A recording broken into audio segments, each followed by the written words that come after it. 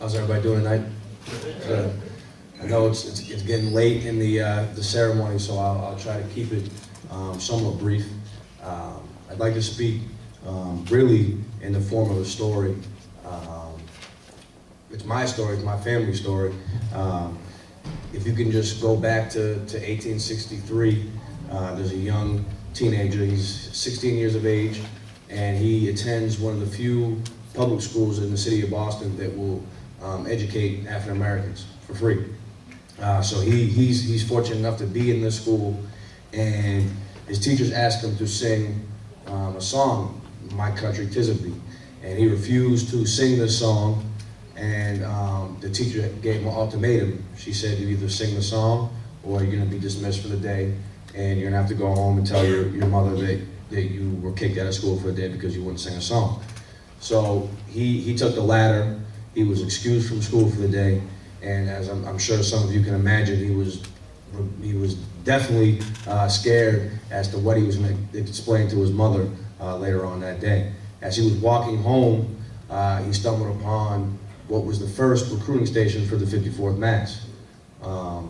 He noticed that you had to be 17 years of age to enlist, and he was 5'7", he was 140 pounds, so he wasn't the biggest young man, and he told the Army recruiter he was 17.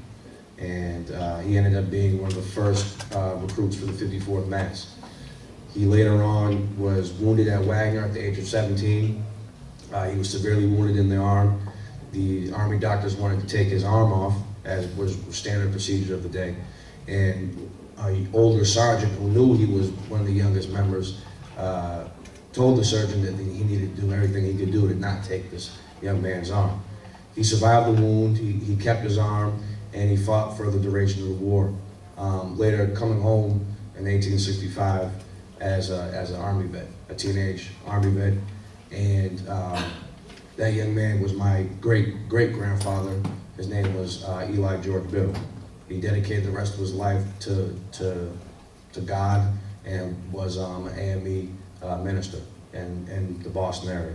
So that's my story, that's my connection to the 54th, as well as my grandfather being integral in forming our actual reenacting unit. Another story that comes to mind, being the 20th anniversary, I had the honor at the age of 6 to attend the Boston premiere of the movie Glory, at which point at the end, it was me, my grandfather, and Mayor Dukakis was on the front page of the Boston Globe. So I was about this tall when that occurred. But I started reenacting a few years later at age 9, still very small, and tagging along and marching with my grandfather. Now, a little bit bigger. I'm still reenacting. After growing up and going to college, I'm back. It's definitely a point of pride for me to be able to put on this uniform and talk to you all. Question? Did your grandfather know his grandfather? Yeah. Well, one of the things that was why he was so driven to create this reenacting was that, this is my grandfather, of course, was that he was so close to his grandfather. And his grandfather would tell him stories of the war. One of the few mementos that he brought back was the great coats, which was the Army issued winter coats, which one of the men, now if they were going to keep anything, they were going to keep the great coats. It was basically a lifesaver for the cold nights, and everything else was federal issued. So the belt he didn't own, the canteen he didn't own, the rifle he didn't own, but he owned their great coats. And he used to tell stories to my grandfather, and my grandfather wears great coat. And so this was a tremendous source of pride for my grandfather, and he always wondered why none of the story was ever told in schools in Boston. He grew up in Cambridge, and I believe that later on in life, when he had the opportunity to put the story out, he took advantage of it. So, my family's connected to the 54th. There's not a day that goes by that I don't think of my grandfather or the 54th. So it's a tremendous honor and pride for me to be part of this organization. Just want to tell my story. Thank you for listening.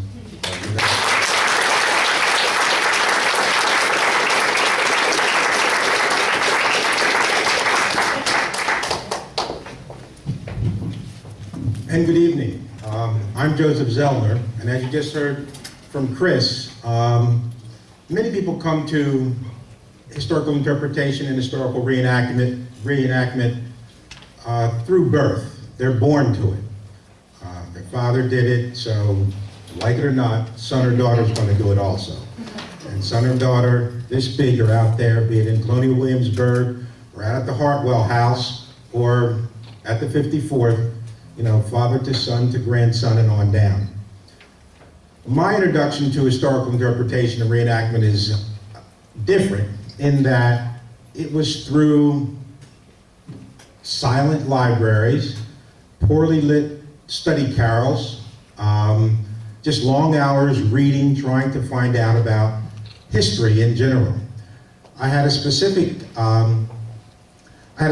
event in which I was called upon by the Historical Association in Concord to serve as a speaker in a reenactment they were doing for a regiment which was raised by, I believe it was one of the members of the Ripley family in Concord, who recruited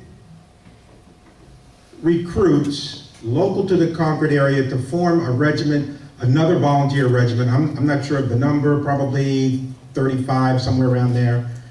But they needed a speaker who represented a black resident of Concord to come and speak to the crowd, as was recorded in one of Sarah Ripley's letters that they had on file at the Historical Association. They recruited me, and I said, sure, I can do that. And they said, well, we don't know what he said, but you can say anything you want, just, you know, have your presence there. I was there that summer, probably in 1996, 97, and John Ellman from the Boston Globe was sent out to cover the reenactment. And I say this as my interpretation, I'm not sure what he was thinking, but he saw this one black person in the middle of Monument Square in Concord, and he didn't see any other black people, and he dressed peculiarly, you know, in 19th century garb, and he came up and asked me what was going on.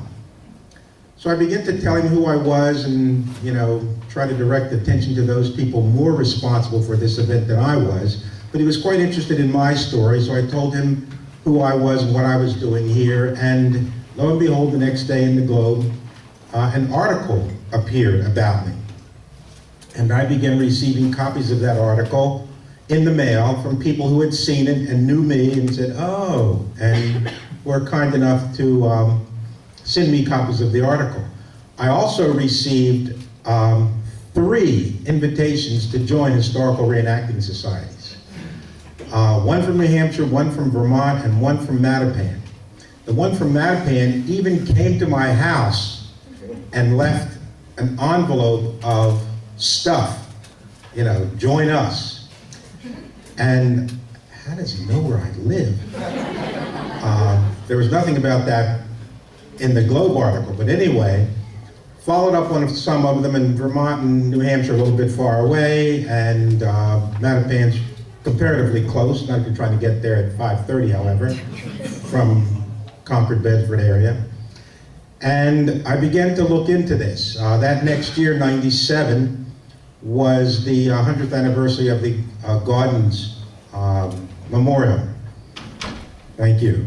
And my historical interest, yes, I'm going to be there. And I was on the south face of Beacon Hill there, standing in front of the courthouse, and the sun was beating down.